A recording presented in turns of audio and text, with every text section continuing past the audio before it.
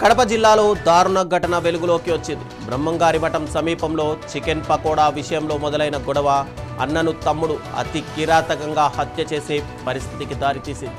నిన్న రాత్రి జరిగిన వాగ్వాదం ఈరోజు ఉదయం హత్యకు కారణమైంది. వద్దిరాల వెంకట సుబ్బయ్య అనే 42 ఏళ్ల వ్యక్తిని అతని సొంత తమ్ముడు సురేష్ హత్య చేశాడు. 38 ఏళ్ల సురేష్ పొక్లైన్ ఆపరేటర్గా పనిచేస్తున్నాడు. శనివారం రాత్రి సురేష్ చికెన్ పకోడా కొనుక్కొని ఇంటికి వచ్చాడు. శనివారం చికెన్ ఎలా తెస్తావని అన్న వెంకట సుబ్బయ్య తమ్ముడిని ప్రశ్నించాడు. ఈ చిన్న విషయమై అన్నదమ్ముల మధ్య మాటా పెరిగి పెద్ద గొడవగా మారింది.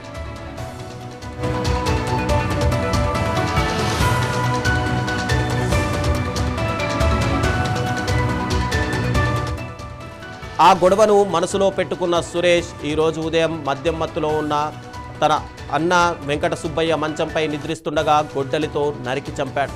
ఈ ఘటనతో ఆ ప్రాంతంలో ఒక్కసారిగా ఉద్రిక్తత నెలకొంది. స్థానికులు వెంటనే పోలీసులకు సమాచారం అందించారు. మృతదేహాన్ని స్వాధీనం చేసుకున్న పోలీసులు పోస్ట్ మార్టం నిమిత్తం ఆసుపత్రికి తరలించారు. ఈ ఘటనపై కేసు నమోదు చేసి పోలీసులు దర్యాప్తు మొదలుపెట్టారు. అన్నదమ్ములిద్దరూ మద్యానికి బానిసలయ్యారని, తరచూ గొడవలు పడేవారని స్థానికులు చెబుతున్నారు.